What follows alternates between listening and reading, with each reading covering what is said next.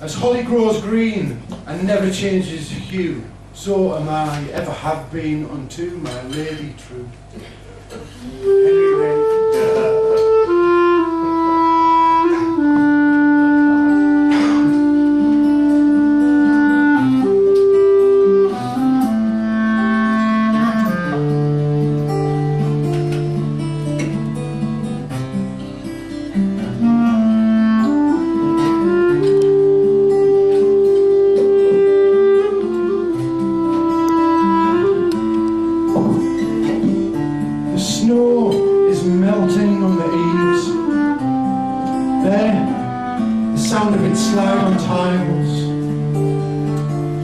Slump as it hits the midden, then quiet returns to this moonless night. My ears are pricked, for I cannot sleep, nor move with intent to clear like muscle, as if our bed with a dropping well that will turn flesh, bone, or cloth to stone. I'll likely lie here still in pale dawn's light, chasing thoughts about a room, in and out of shadows, through spider webs and pest holes in the timbers, and this on my wedding night, with my bride sound asleep beside me snoring. The witch.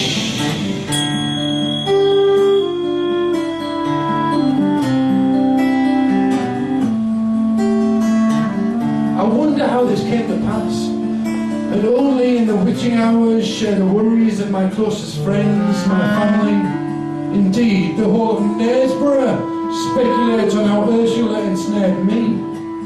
Toby, that strapping lad with prospects, who shone in the gaze of many a girl.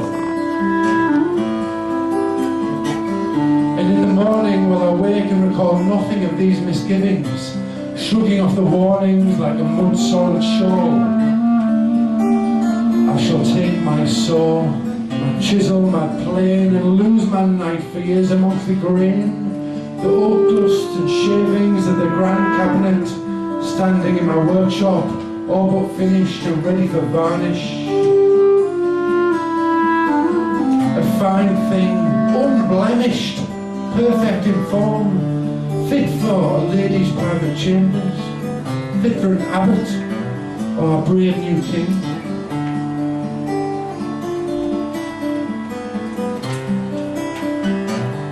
My sleeping love, my Galatea, shifts and rocks beside me. Her gentle breath stirs the room, this house, the street, and quiet veil, her profile blemished as a twisted hue. But the grain is good, I trust. Besides, beauty of the outer bark is oft suspect when the core and hardwood walked within. Not so my deformed bride, whose eyes shine with crystal truths set in a bed of cavern rock. But how she suffers such capricious dreams, and reads secrets from the flight of birds, tomorrow's patterns in the splash of trout, this freeman's fate in a cone of smoke, who'll answer before my tongue can speak. Hackface! Some still dare call her behind her back, offspring of a harlot and the devil himself, born in a cave in the thunderstorm, on the wrong side of the nid. To which she replies, her expression stone, my dear, we all of us live in a cave all our lives, and few peer out of its dim sympathies. But those in power are prone to burn or drown or prick such folk that see with second sight, and claim that biblical right from the papal bull of Innocent III in Exodus. Though my bride seems unconcerned by mistaken maleficia, her infamy spreads along strands of gossip, to the lanes and dales of Yorkshire. How many husbands between two sips of ale call their wives a witch offhand, and wiping white froth from the lip suspect some pact in fear Melodia? But how many return to hearth to hear the future pour in nightly babble straight from a sleeping mouth, while lying elf-addled beside them? My guess is fewer.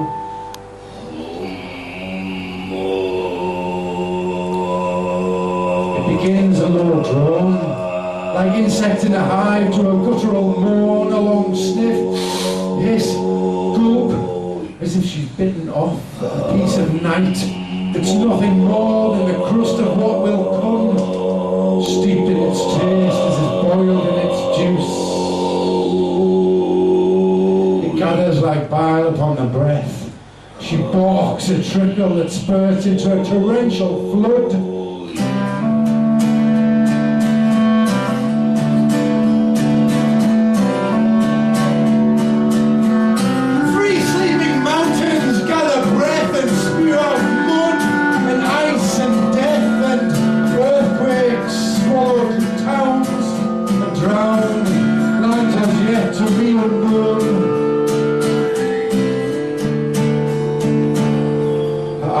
Flicker, clamped tight as knots, the balls beneath them roll, sweat spots pepper her knuckle brow, and I feel the urge to plug the broken dam, to stop the surge before I'm washed away and drowned in unchecked seer song.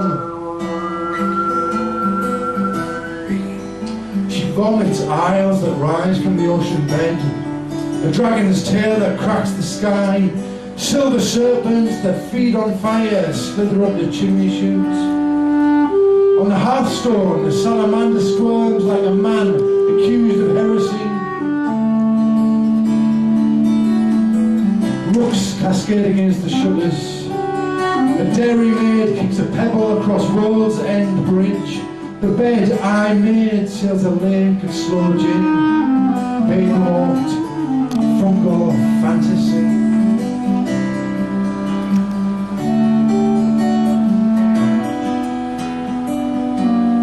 Until the geyser of a mumbling cease, the eddies run away and she soundly sleeps once more, like a fallen log of elm on a bed of soil under a coverlet of ivy.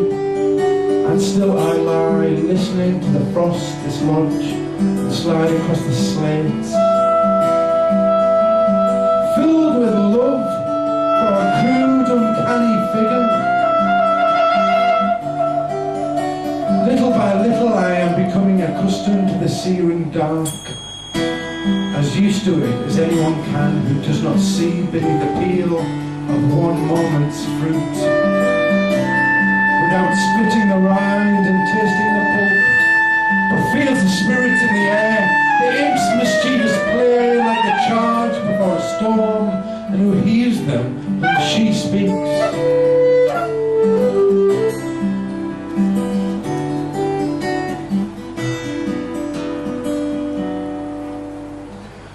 That time I took the long walk when the gales had passed, the Nid full to bursting, rain still falling on soaking motion, the space alive with energies. I was tired of the taverns, the company of grumbling men, speculating on the king and his brother's widow, his uneasy peace with France, the church's hidebound stance, wearied by the false affections of frivolous women.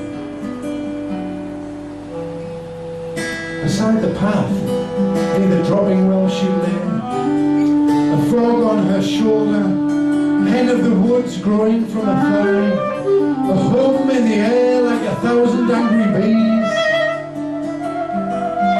I stooped to brush away the leaf litter of gold and copper, and beheld the form within the form a true carpenter perceives. The moment his eye settle on timber, it speaks.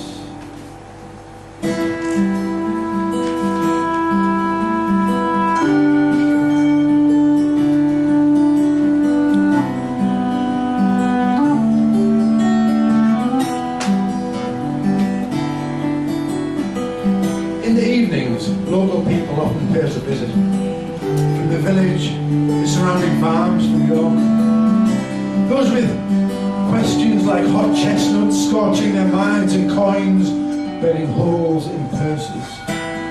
She has me close the shutters, light the tallow, stoke the fire and toss a sprig of dried lavender into the flames. I set a bowl of water on the table between a vial of ink and a small thing. I settle her in the corner,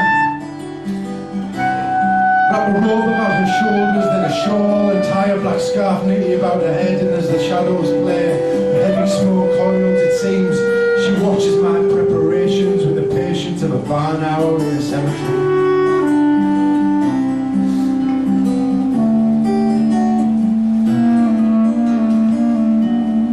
They pay a shilling in the antechamber, knock 3 times, and enter, bidding Ursula by the fire good health.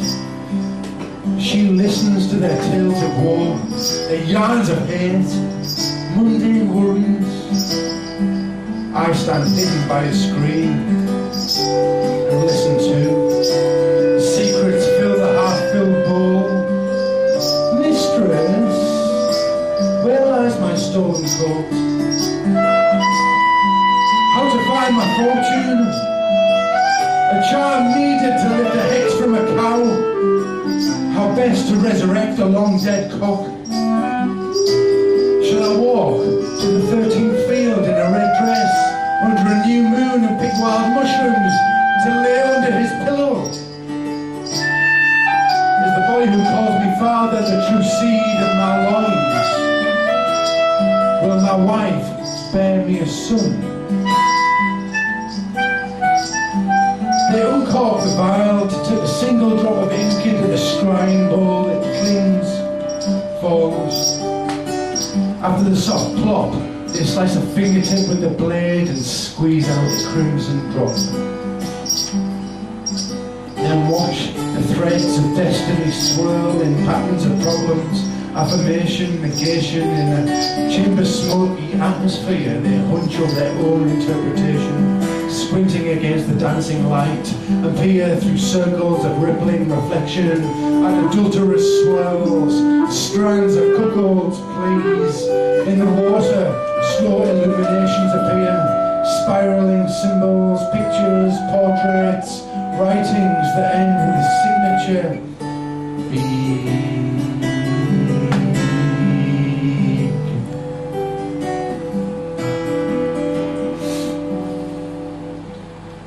You would think the line would lash me like a fishwife's tongue, ache like a knot in my lower back, but you judge me harshly, for she is as real as you or I, no simple effigy. For when I saw her freshly falling in the woods, I knew she was more than an ancient tree, but a shining one, who long ago, to escape the flames of iron and flame that raged over Albion, stepped from this path and into the soft rain of a seedling to seal herself safely within. On the tail of that storm hung a phone, on the lap of the nid it flowed again. The drip of rain from the leaves spoke another guttural letter. When heard together they said, "Be." A word that will release her from her sleep in the cell of sap and rings.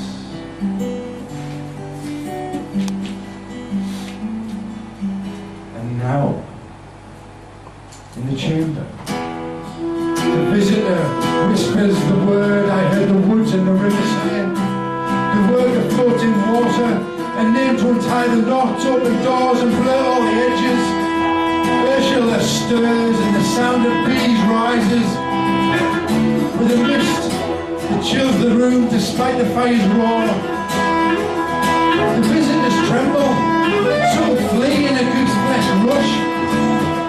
Some remain and stare for an instant through the gates into fairy.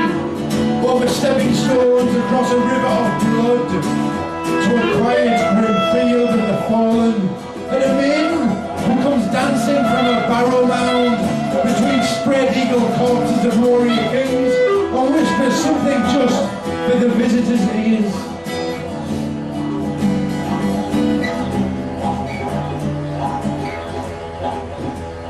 quickly as it came, the cold mist clears, the vision disperses, the drone of bees recedes. Only the crackling spit of fire fills the chamber, and the visitors, shaken, give thanks to Ursula, gather their belongings, and head for home, toward a fate they think they know a little better than before, and surmise they can now control. And I am left with a vessel to sweep, clean the blade and rinse the bowl, open the shutters to stars and sky, let the fresh air brush the remnants of the smoky gate away, and guide my dog-tired bride to bed, to dream. And as she sleeps, I lie awake once more, strung across the early hours, riddled with things half seen from the relative safety of a lattice screen.